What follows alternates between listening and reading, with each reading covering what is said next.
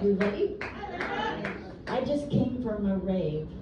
1969. It's a good year. I just like saying it because it has 69 in it. Okay. I got recognized today, though.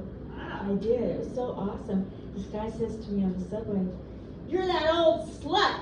I'm like, "Sir, I'm not old." Let me back up for a second. I was a slut. I'm not a slut anymore.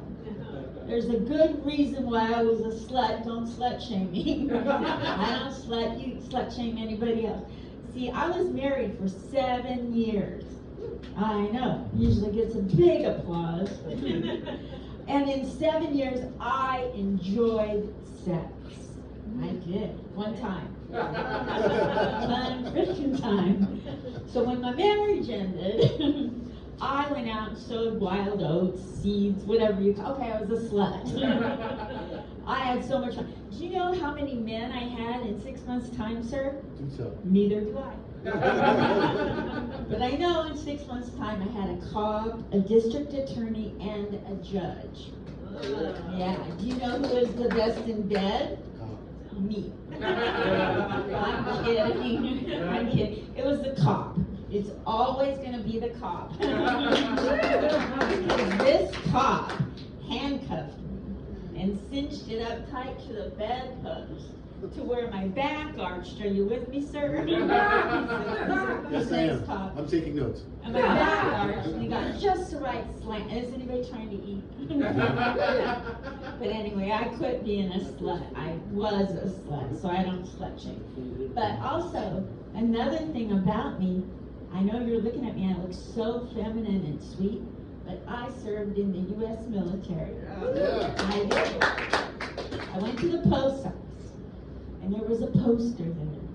And this guy was on the poster, and he said he wanted me. Some people called him Uncle Sam, whatever. But if I couldn't say no to my real, this is where it gets dark. If I couldn't say no to my real grandpa, how am I going to say no to a fake uncle? So I went into the military, and this is back in my day in 1900, and none of your business.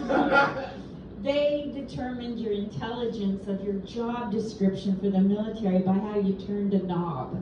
It's called the ASVAB test, and this test, they don't do it anymore.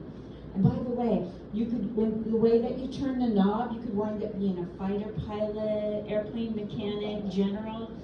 The way that I turned the knob told the military that I was perfect for cashier in the commissary.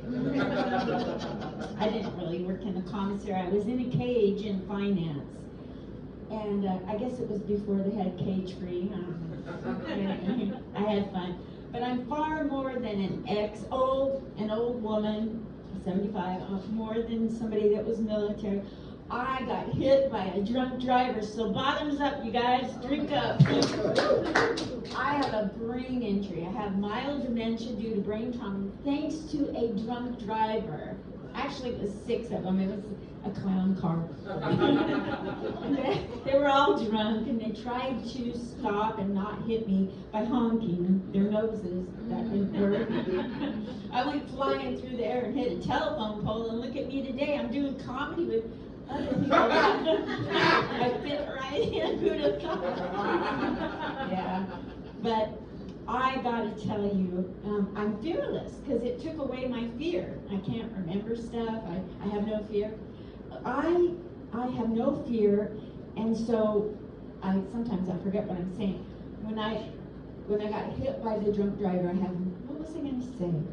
Oh, I now am fearless, and I've interviewed over 1,200 comedians. They're all on my YouTube. Yeah, thank you. And when I was interviewing the famous Tommy Chong from Cheech and Chong Up in Smoke, he told me, you know what, Linda, when you follow your passion, you're as close to heaven as you're ever going to be. So like, for instance, if you have pain, you'll hear this from comedians. When we're on stage, we have no pain because we're following our passion.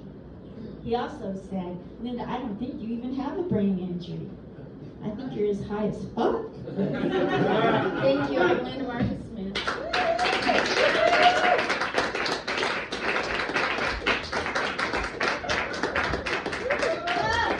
Have a good day.